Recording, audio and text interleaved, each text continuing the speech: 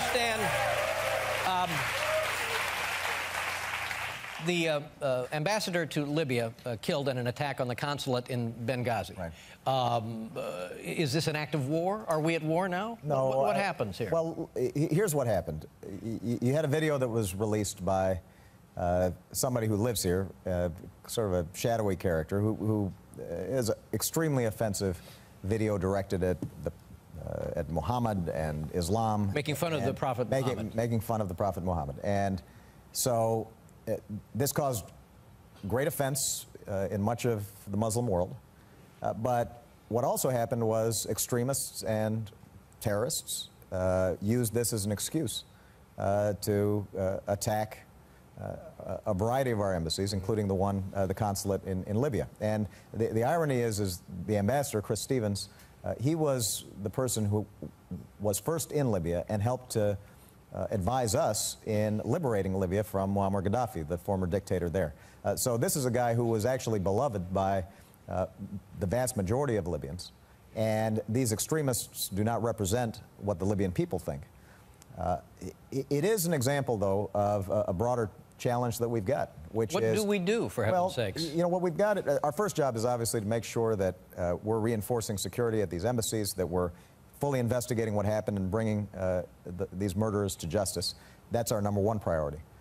But the broader issue here is there's a lot of change that's taking place in the Middle East. And we, as Americans, always stand on the side of democracy. We want people to have opportunity to determine their own fates and their own destinies. But the message we have to send, I think, to the Muslim world is that we expect you to work with us to keep our people safe.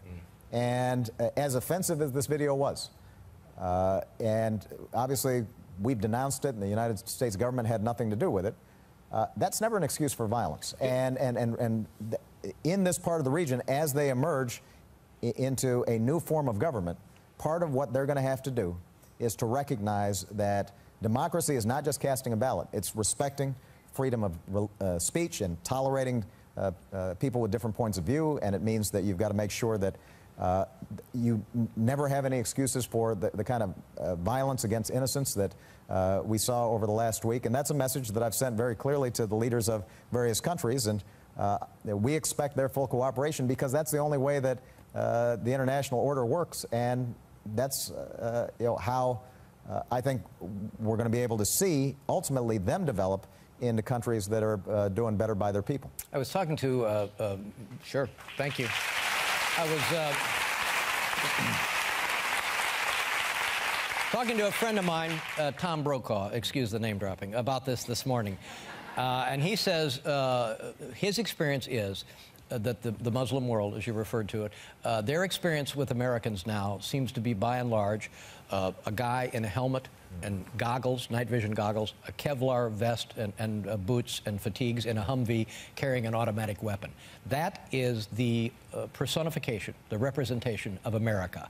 And therefore, it's very hard for them to also say, oh, by gosh, you know, we embrace democracy, we love America, when that is the perceived presence. Well, what I'd say is this. First of all, our men and women in uniform who operate there under great duress and great danger, they operate in a way that should make every American proud and are constantly sensitive to their environment and working with the people in those countries. What is true is that us ending the war in Iraq was very important and something that I promised I would do, and we did. We are bringing an end to the war in Afghanistan because I think after a decade of war, it's time for us to turn over responsibility for security to the Afghans. In Libya, the fact is that the face of America were people like Chris Stevens, who were there working to help them build institutions and help build their economy. In a place like Egypt, you know, we've got diplomats and aid workers. We don't have a military presence there. So there's no doubt that we have to make sure that we're projecting not only our military, but also our values, our diplomacy, our economy, our ideals. And we have to be consistent in the application of those ideals. But what is also true is that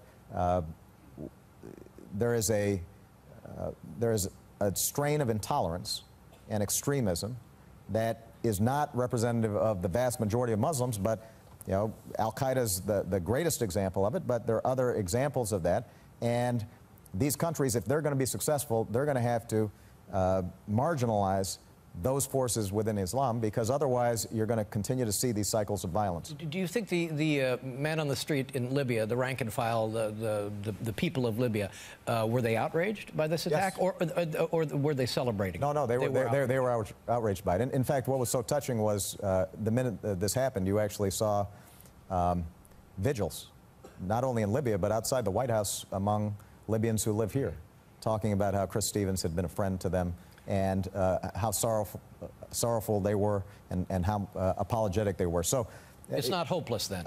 You know, it is not hopeless. In fact, the truth is that this part of the world was going to be going through changes. They had been living under dictatorships and autocracies for decades, and now they're going through changes, and it's going to be bumpy. It's not always going to be smooth, and sometimes it's going to be dangerous.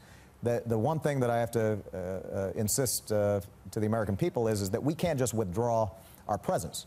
We can wind down our military activities in places like Iraq and Afghanistan, but we have to remain engaged, because whether we like it or not, America remains the one indispensable nation, and even countries that criticize us end up looking to us for leadership, because without our presence, without our involvement and our engagement, things would be an awful lot worse. Well, that's what my friend pointed out, that people on the street in this part of the world still know of America, but they say, if your airplanes come and bomb my village and bomb our mosques, we will retaliate, no question about it. Now, what about this? We pull the military out altogether at a reasonable pace, and they can become whatever society they want to become, and we just say, but if there's trouble, you're going to get a call from SEAL Team 6. That's the message that we are sending around the world.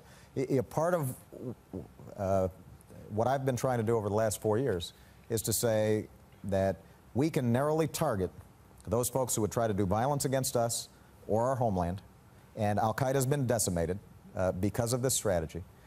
What we can't do is sustain, you know, a 5-year, 10-year presence in these countries with hundreds of thousands of our men and women. The strains on our budget, the strains on our country, and obviously the strains on our troops and their families. Well, that's the greatest resource we have are these people over there, and to put them through that over and over again doesn't make any sense. That's exactly right.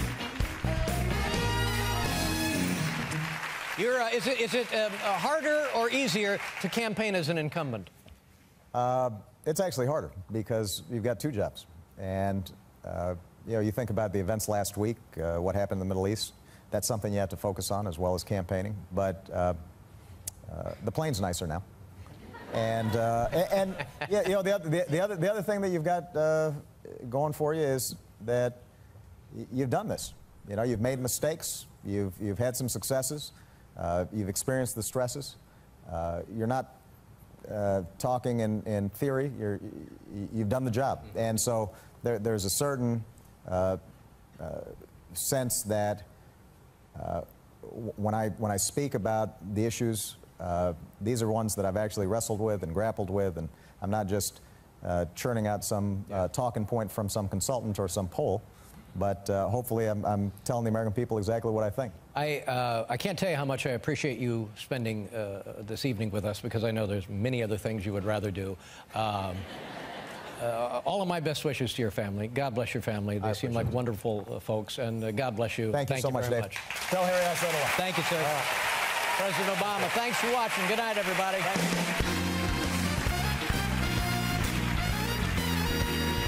World